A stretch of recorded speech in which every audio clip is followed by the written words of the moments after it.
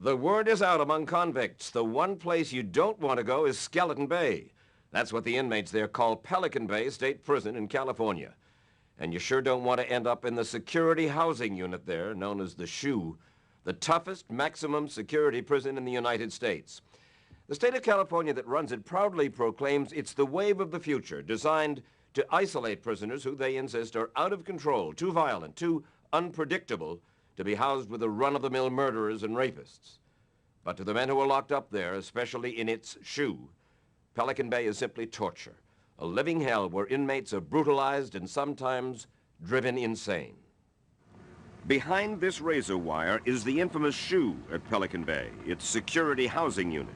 Windowless, high-tech, silent, grim, concrete bunkers. Pelican Bay's SHU is inside Pelican Bay State Prison, with 1,500 inmates, incorrigible, sent here from California's other prisons to isolate them. And they do hard time here in the SHU. Time here is like hard time in no other prison. James Gomez is director of the California Department of Corrections, the man in charge of all of California's prisons. He says Pelican Bay's SHU is reserved for inmates who commit crimes while they are in prison. If you commit 5 murders on the outside, you don't go to Pelican Bay. If you commit 10 murders on the outside, you do not go to Pelican Bay. If you stab staff and you stab other inmates, you go to Pelican Bay. What Pelican Bay is for is to isolate those individuals who come into the prison system and cannot behave within the prison system. Built at a cost of $250 million, Pelican Bay was designed as a massive automated isolation unit using state-of-the-art technology. Inside the SHU, no bars, but specially designed steel doors, no direct sunlight ever, and no direct contact with another inmate. For 22.5 hours a day, inmates are kept in their cells, and for 24 hours a day, the inmates are under the control of heavily armed guards. Lieutenant Al Dinas is in charge of press and public affairs at Pelican Bay. He took us on a tour. This is not for bullets. This No, is for... it's not. It's about penetrating type objects like spears, knives, darts. The SHU consists of sections. Each section has a 500-foot-long concrete corridor. You have 3 cell blocks on the left and 3 cell blocks on the right. Wait a minute. What are you saying? People live behind these walls? Yes. I would say approximately 550 to 600 inmates. Behind these gray walls? Right. Front door, please. As we said, there are no windows and no direct sunlight inside Pelican Bay's SHU. Skylights in the pods let light come in down into the pod area that filters through our doors into the cells. I don't know why I feel that it looks a little bit like a spaceship or something. I don't know. Or a space station. Okay. This is the design. This is what we call a pod. Every pod is a small self-contained unit with 8 cells on 2 tiers. Can we go in there? No, we cannot. We do not go inside the pod areas. Because? Safety and security. We do not let anybody in there but our staff. These pictures from inside the pods were provided to us by the California Department of Corrections. For an hour and a half a day, an inmate is allowed out to shower and exercise in a 12-foot by 28-foot concrete pen, which is connected to the pod. They're under constant video surveillance monitored by the guards. Guards who can look into every pod and who remotely control every cell door. Unlike other prisons, at Pelican Bay, security is so tight in the SHU that any job involving contact with an inmate, like serving them their meals in their cells, is done by the guards. What we do is we ensure that our officers do it. That way there's no chance of either contraband, narcotics, weapon stocks, or even weapons being passed down into the units. Always handcuffed and chained together when they're outside the pod, inmates are allowed weekend visits, still in handcuffs. And those visits are rare because 60% of the inmates are from Southern California, 800 miles to the south. They also get a weekly visit to the law library required by the U.S. Supreme Court.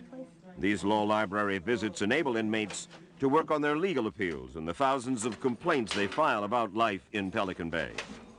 What puts you in this building is an act you have committed within the Department of Corrections. Like?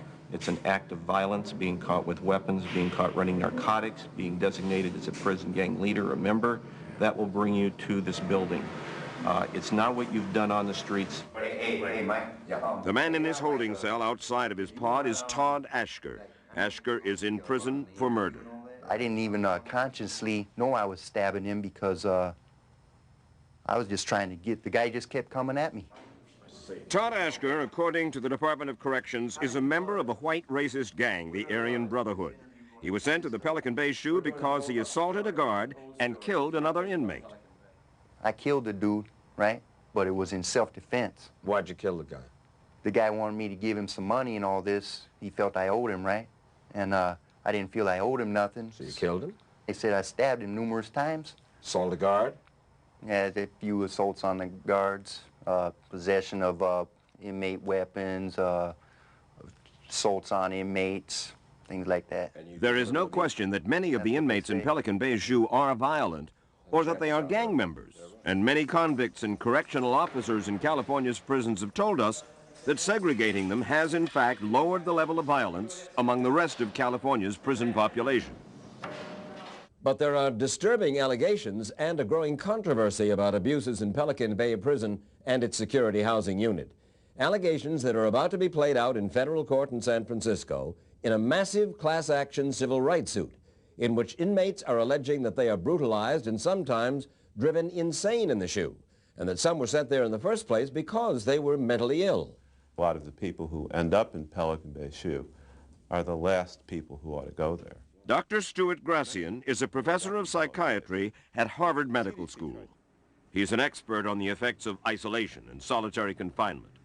Dr. Gracian interviewed scores of inmates in the Pelican Bay SHU, and he says that over a third are psychotic. We're talking about people who have acute, emergent psychiatric needs, who should be in a hospital and being seen on an hourly or every 2-hour basis. Dr. Gracian went to Pelican Bay to investigate the psychiatric care at the prison because he's preparing to testify as an expert witness for the inmates in their lawsuit against the California Department of Corrections, the CDC. The CDC tries to create an impression that they're dealing with the incorrigibles, the kind of James Cagney of the prison population. What they're often dealing with is the wretched of the earth, people who are mentally retarded, mentally ill. Lopefora Contreras is a transsexual confined to the SHU. It's like a modern dungeon, 20th century dungeon, high-tech dungeon with all these little techniques to bend our minds, to break us. And it worked on me. In December, I tried to commit suicide. I jumped off the second tier because they missed my meal again. James Moore, who has brain damage, was in the SHU suffering from seizures and was given the wrong medication. I started having delusions. Illusions were coming out of the walls, and I was starting having really bad things. And what kind of treatment did Moore receive then? He says a team of officers came in to extract him from his cell. When they come in, they have helmets, they got shields, they got towels, they got tasers, they got bulletproof vests on, they got combat boots on, they got steel batons, and they come in and they beat the shit out of you, man. One of the really tragic parts of this is that there are treatments for these kinds of conditions. Many of these people have minimal brain damage. Many of them would do extremely well with anticonvulsant medications, mood-stabilizing medications, lithium. Many of the people who end up in Pelican Bay SHU are precisely those people who need that kind of treatment and would do well with it. But instead, once they're in that criminal justice system, their behavior is viewed as criminal behavior to be punished. And they get punished, and they get sicker, and they become more violent, more out of control. Do they mix with each other, all the guys in this pod? No, they do not. Any communication they have is through the doors. If they come out of their pods, they will come in contact with no other inmate. They can talk, but they have no physical contact. Good God. And this can go on for years in here? Depending on the circumstances of the case, it could go on for years. There's an eerie quality here, Al. It's different from when you walk into most prisons, the old prisons. You don't have the yelling and the screaming. Right. It's very quiet. What goes on inside those cells? What goes on inside the minds of these people in there? I mean, in this silent, otherworldly atmosphere. People describe the walls of their cells start to move in and out. Lights start becoming brighter and duller. And there's more. People who were smearing themselves with their own feces, drinking out of their toilet bowl, eating their feces. Even people are eating themselves. Some people in SHU will become howling, violent, agitated, out of control. A good example is the prisoner who describes he hears the faucet dripping, and over time the dripping gets louder and louder and louder, and then he can't stand it, and it starts to drive him out of his mind. You make it sound, Dr. Gracian, like torture. The results are torture. They're mental torture. I mean, in some ways, it feels to me ludicrous that we have these debates about capital punishment, when what happens at a place like Pelican Bay SHU is a form of punishment that's far more egregious. They say I have some assaults of spitting, kicking. That was basically it. A guard, prison guard. Von Dortch, a 28-year-old car thief, was sent to the Pelican Bay SHU for fighting with other inmates and assaults on staff. After 9 months, Dortch, who had no prior history of mental illness, deteriorated. He became psychotic, bit a correction officer, insisted he was a killer bee, and began to smear feces and urine on his body. Dortch, another guy I'm talking about? Yes. Mr. Dortch had smeared fecal matter all over himself. He was ordered to take a bath.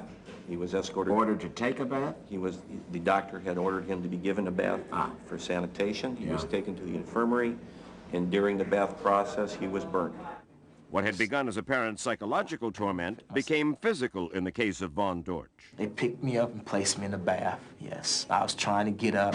I started hollering, you know what I'm saying, and trying to get out of the bath, and they just put me in it. Pushed my legs down and put me in it. You could smell my skin burning. I was cooking, yes. It's the same way you broil or cook food and you could smell it. Yes, you could smell me. Smell my skin burn, yes, sir. According to sworn testimony from a nurse in the infirmary area, she overheard one of the guards involved say, quote, he was going to be a white boy when they got through.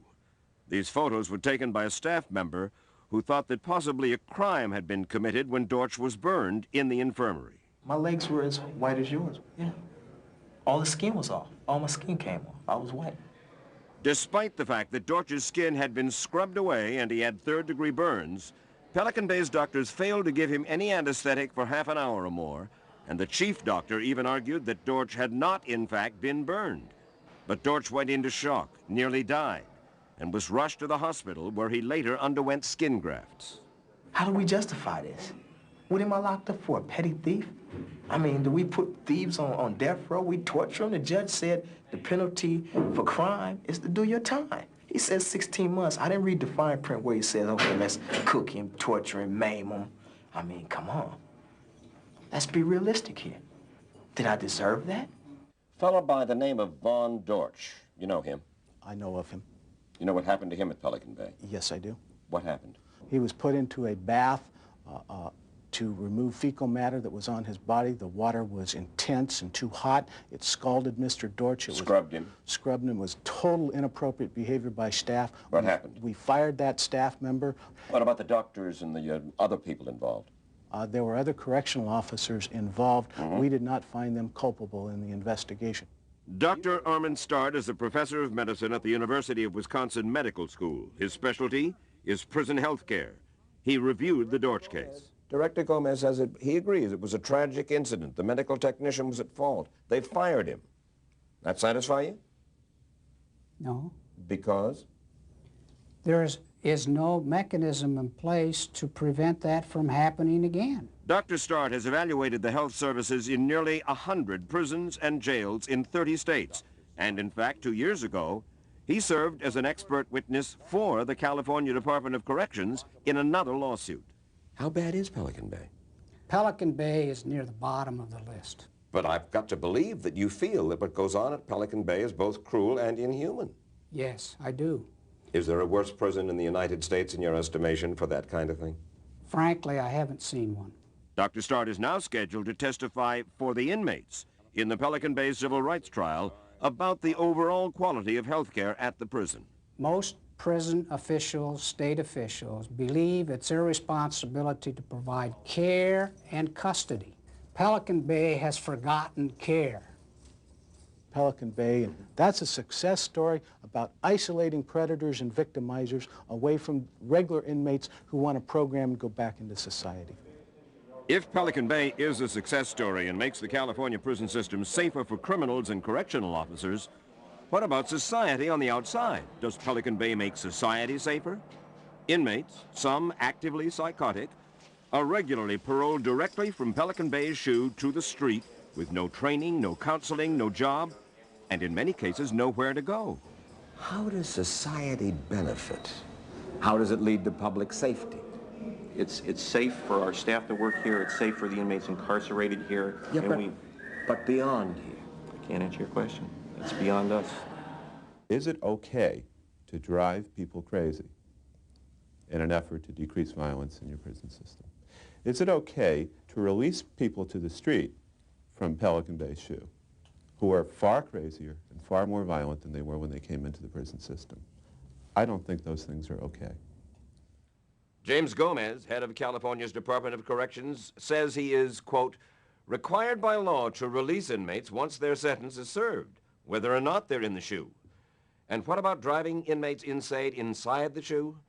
According to Gomez, quote, the CDC knows of no individual without a prior mental disorder who developed a mental disorder attributable to placement in a security housing unit. This week, the question of whether Pelican Bay constitutes cruel and unusual punishment will come before a federal court in San Francisco as the inmate's lawsuit goes to trial.